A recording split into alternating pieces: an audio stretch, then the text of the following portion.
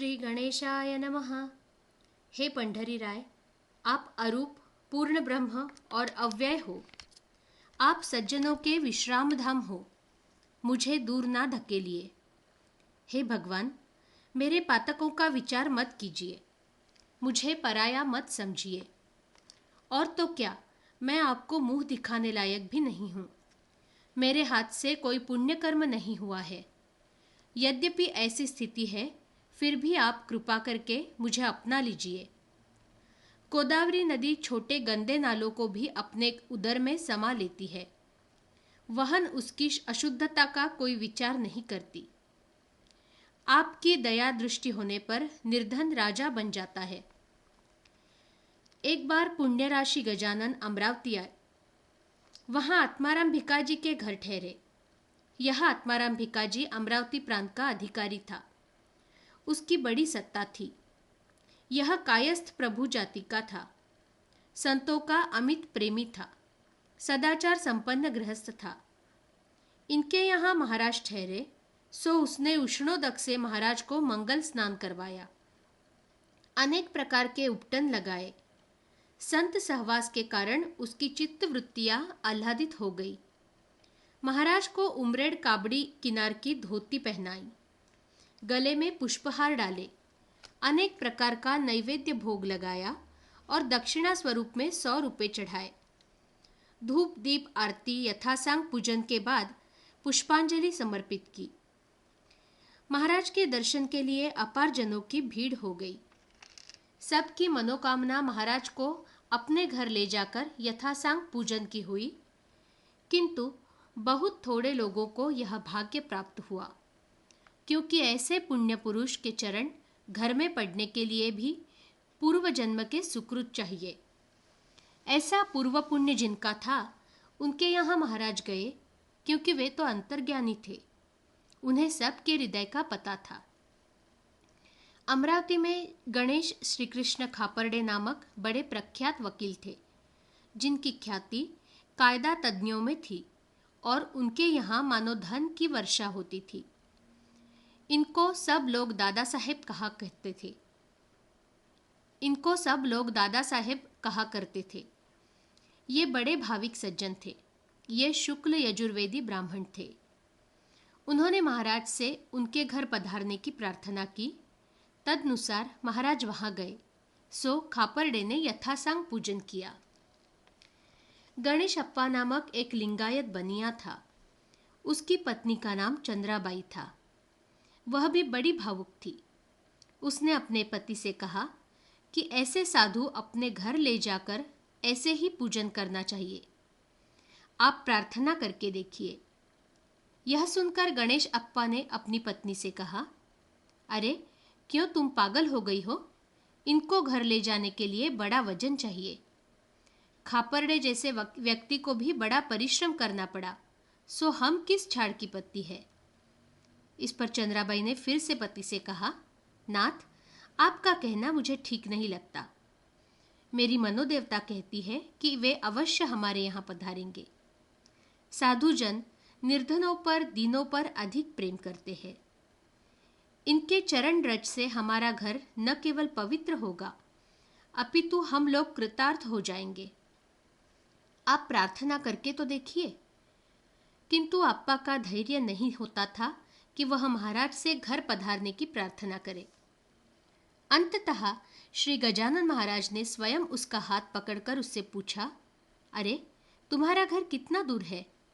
तुम्हारे घर चलकर थोड़ी देर बैठने की इच्छा है। अकारण भय क्यों करते हो?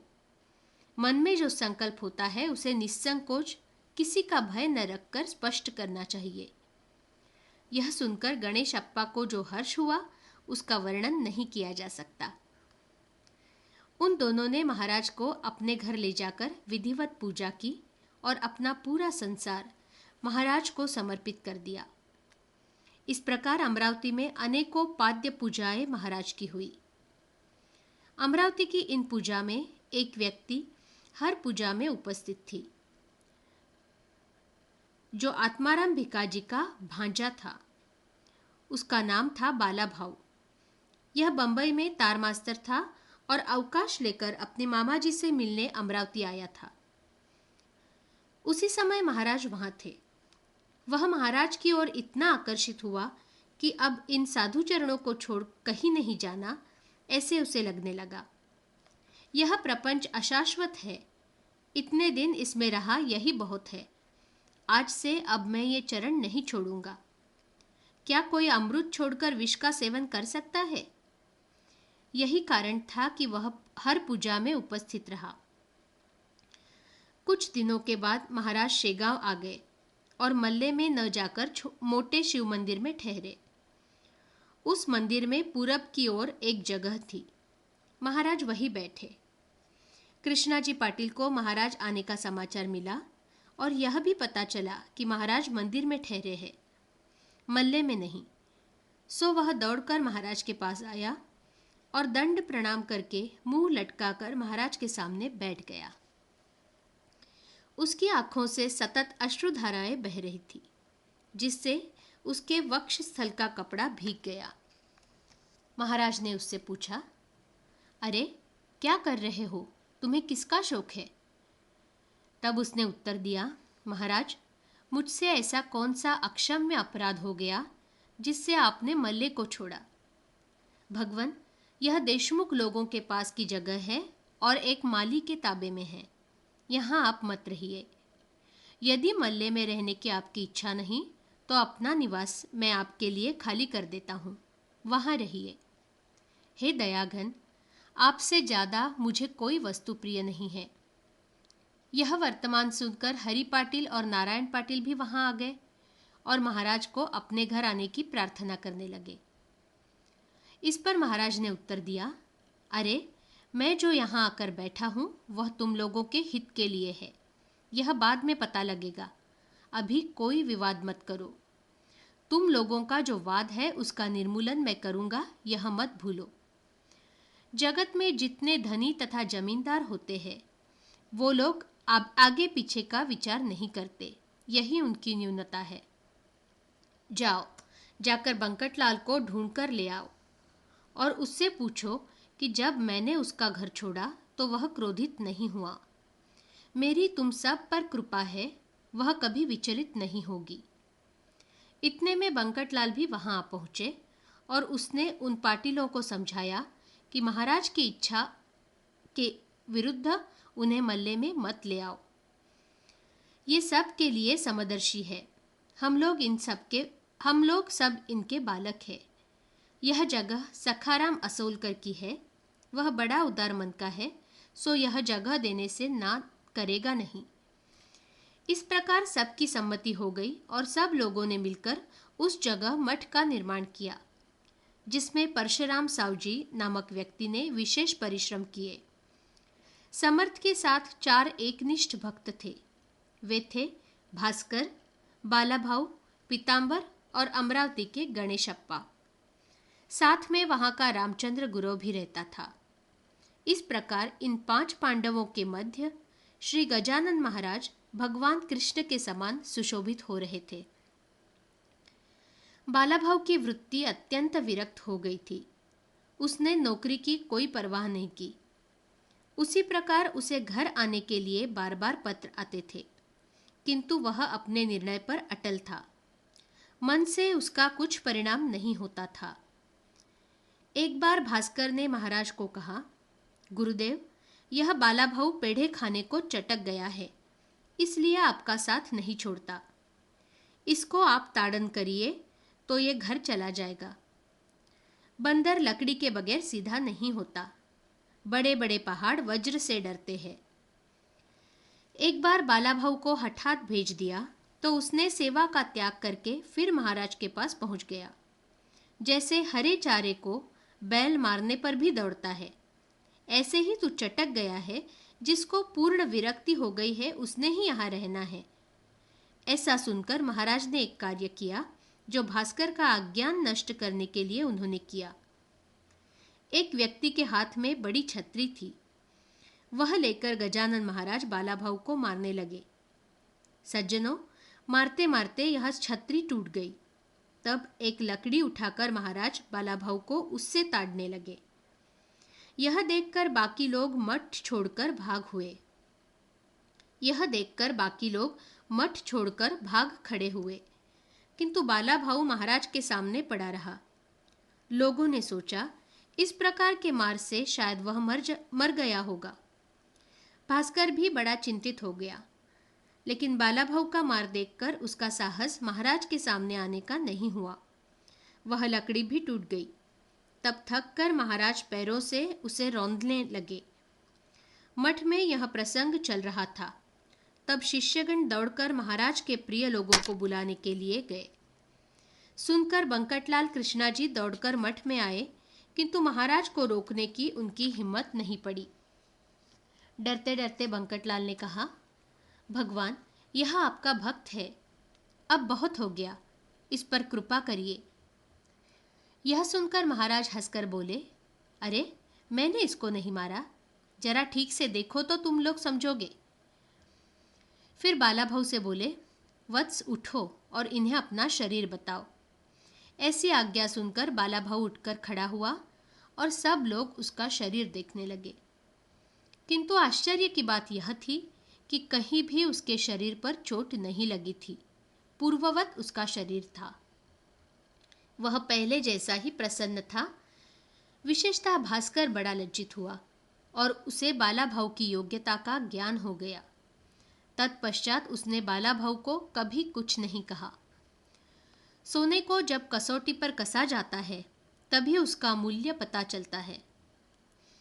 बालापुर के सुखलाल अग्रवाल नामक व्यक्ति रहते थे। उनके यहाँ एक बड़ी उद्दंड गाय थी।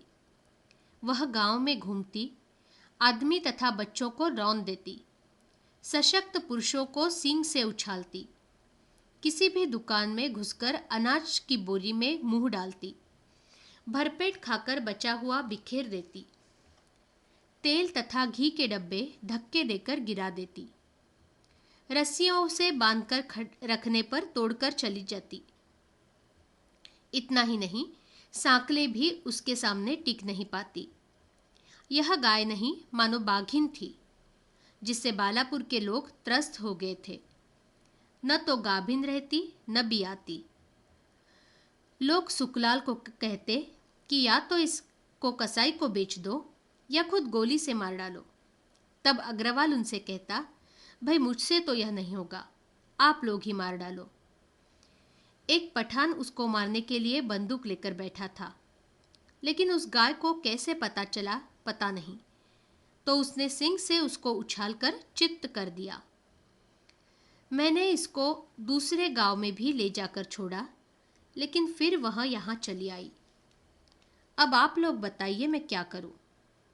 ऐसा सुनकर लोगों ने उससे कहा, भाई, आपको एक उपाय बताते हैं, आप इसे लेकर शेगांव में गजानन महाराज को अर्पण कर दो। महाराज ने ऐसा ही गोविंद बुआ का उद्दंड घोड़ा ठीक किया था, जिसमें दुगना लाभ है। एक तो साधु को गौदान का पुण्य, दूसरा हम लोगों की पीड़ा से छुटकारा। यह मत सबको भाया और गाय को शेगांव गजानन महाराज के पास ले जाने का निश्चय किया गया। किंतु उसको पकड़कर बांधने के सारे प्रयत्न असफल हो गए। अंत में एक मैदान में हरियाली तथा सरकी रखी गई, जो खाने के लिए वह गाय दौड़कर वहां आई। गाय वहां आते ही फांसा डालकर उसे बांध दिया। 10-20 लोगों ने पकड़कर सांकल गले में डाल दी। फिर एक गाड़ी पर चढ़ाकर उसे गजानन महाराज को देने के लिए शेगांव लाया गया। जैसे जैसे शेगांव नजदीक आता, वैसे वैसे गाय स्वभाव में फर्क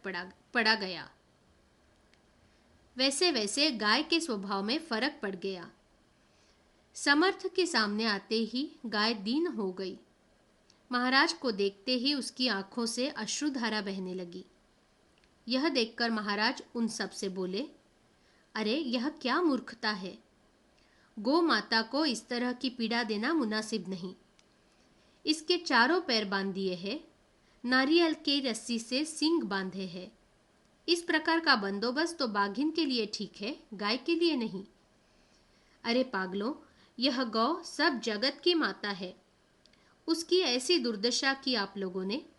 इसको तुरंत छोड़ दो, यह किसी को नहीं मारेगी। लेकिन किसी का साहस उसको छोड़ने का नहीं होता था।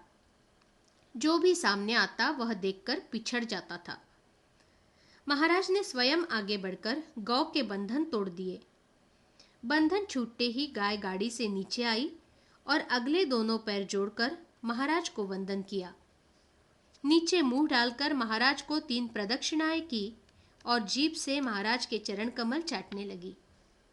यह देखकर सब लोग आश्चर्यान्वित हो गए। महाराज के प्रभाव का शेषनाग भी नहीं वर्णन कर सकते। जिन्हें 100 जिह्वा है, फिर मेरे जैसे को क्या। महाराज ने उस गाय से कहा, हे गौ माता, अब किसी को पीड़ा न देना और मठ छोड़कर कहीं न जाना। यह सब देखकर उपस्थित लोगों ने महाराज का जय जयकार किया और बालापुर के लोग लौटकर चले गए और गाय मठ में रहने लगी। उस दिन से उसको कभी दावा नहीं पड़ा। एक अच्छी गौ के सब लक्षण उसमें आ गए। कारंजा में रहने वाला लक्ष्मण घुड़े नामक वाजसनेयी माध्यान्ह यजुर्वेदी शाखा का धनकनक संपन्न ब्राह्मण था। उसके उदर में कोई व्याधि उत्पन्न हुई, जो अनेक उपाय करने पर भी ठीक नहीं हुई। श्री समर्थ गजानन महाराज की कीर्ति कानों कान उसने सुनी थी। सो जल्दी से वह शेगांव महाराज के पास आया। रोग व्यथा के कारण वह चल नहीं सकता था। सो 2-3 लोगों ने उठाकर उसे मठ में लाया। वह महाराज को उठकर नमस्कार भी नहीं कर सकता था। सो उसकी पत्नी ने महाराज के सामने आंचल पसार कर प्रार्थना की, हे दयाघन, मैं आपकी धर्म कन्या हूँ। मेरे पति की यातना का हरण करके मेरे सौभाग्य का रक्षण करिए। अमृत का दर्शन होने के बाद भला मृत्यु कैसे हो सकती है? यह मेरी प्रार्थना है। उस समय महाराज आम खा रहे थे। वही लक्ष्मण की पत्नी के आंख पर फेंक कर बोले, जाओ, यह तुम्हारे पति को खिलाओ, उसकी व्याधि का नाश करने के लिए। इतना कहकर महाराज चुप हो गए और चिलम पीने लगे। जब वह पास में खड़ी हो गई तो भास्कर ने कहा, बहन जी, अब अपने पति को कारंजा ले जाओ और महाराज ने जो आम का प्रसाद दिया है वह खिलाओ। इससे तुम्हारा पति ठीक हो जाएगा। वह बाई आम लेकर पति के साथ कारंजा पहुंची और प्रसाद के रूप में पाया हुआ आम पति को खिला दिया। उनको घर पर आया देखकर सब लोग पूछने लगे, अरे शेगांव में क्या हुआ? तब लक्ष्मण की पत्नी ने विस्तार पूर्वक घटना लोगों को सुनाई। जब वहां के वैद्यों ने यह बात सुनी तो वह कहने लगे, अरे बहन जी, यह आपने क्या किया? आम तो उदर रोगों में कुपथ्य होते हैं, ऐसे वैद्यक संहिता सुश्रुत शारंगधर और निघुंट में कहा है। महाराज ने जो प्रसाद दिया था सो अर्धांगी होने के नाते आपको वह खाना चाहिए था, जिसमें फलस्वरूप पति की व्याधि ठीक होती। यह तो विपरीत हो गया। यह सुनकर लक्ष्मण के सारे सगे संबंधी घबरा गए और लक्ष्मण की पत्नी को उलाहना देने लगे। आश्चर्यकारक घटना ऐसी हुई कि लक्ष्मण को विरेचन होने लगा, जिससे उसका पेट जो पहले कठिन था नरम हो गया। सारा दोष विरेचन द्वारा साफ हो गया। धीरे धीरे उसमें पूर्ववत शक्ति संचार भी हो गया। वैद्यक शास्त्र निसर्ग नियमों पर आधारित होने से निसर्ग से बाहर कुछ नहीं कर सकता। संत कृपा ही एक ऐसी शक्ति है जो सबका उल्लंघन कर सकती है। स्वस्थ होने पर लक्ष्मण जल्दी से शेगांव आया और महाराज से प्रार्थना करने लगा, महाराज, मुझे निराश न करिए। कारंजा चलकर मेरा घर आपके चरण रज से पवित्र करिए। बहुत आग्रह करने पर महाराज उसके साथ कारंजा गए। उनके साथ शंकर भाऊ पीताम्बर भी थे। महाराज को घर ले जाकर लक्ष्मण ने यथाविधि पूजा की और दक्षिणा रूप में अपना सर्वस्व महाराज को अर्पण किया। फिर भी थाली में थोड़े रुपये रखकर महाराज के सामने रखे, जो देखकर महाराज बोले, अरे, तूने सर्वस्व अर्पण करने का संकल्प किया, फिर ये रुपये कहाँ से लाए? इस प्रकार का आडंबर मत करो। सारे ताले खोलकर सब संपत्ति मुक्त द्वार करके बांट दो। तुम्हारी कथनी और करनी में ऐसा फर्क क्यों? लक्ष्मण मौन होकर बैठ गया, कुछ नहीं बोला। किंतु महाराज ने तिजोरी खोलने का आग्रह किया। आखिर डरते डरते लक्ष्मण ने तिजोरी खोल दी और दरवाजे पर बैठकर बोला, महाराज, जो भी लगता है ले लीजिए। महाराज तो सर्वज्ञ ठहरे। उसके अंतर का भाव जान गए। भला बहुरूपी का सोंग राजा होने कब टिक सकता है? करेला ऊपर से कितना भी अच्छा दिखे, खाने में कड़वाहट ही देता है। यह देखकर महाराज बिना भोजन किए ही उसके घर से निकल पड़े, क्योंकि दाम्भिकों के अन्न से भला संत कैसे तृप्ति पा सकते हैं? उसके घर से अथवा धन से भला वैराग्य के सागर महाराज को क्या प्रयोजन? किंतु उसने जो कहा था उसकी सत्यता की परीक्षा लेने की दृष्टि से महाराज ने यह लीला की। जाते समय महाराज बोले, अरे, मैं तो तेरे पर कृपा करने और उससे दुगना देने की इच्छा से आया था, किंतु तुम अपनी करनी का फल भोगो। आगे चलकर महाराज का कथन सत्य हुआ। लक्ष्मण की सब संपत्ति नष्ट हो गई और उसे भवति भिक्षान देहि की शरण लेनी पड़ी। श्रोतागण, परमार्थ में असत्य तथा आडंबर को स्थान नहीं होता। इस दृष्टि से महाराज ने यह लीला की। श्री गजानन तो चिंतामणि है, भला गारगोटी क्या मणि को शोभा ला सकती है? यह दासगणु विरचित श्री गजानन विजय नामक ग्रंथ भाविकगण सदैव अपने कल्याण के लिए श्रवण करें। शुभम भवतु। श्री हरिहरार्पणमस्तु। इति श्री गजानन विजय ग्रंथस्य 10मोऽध्यायः समाप्तः।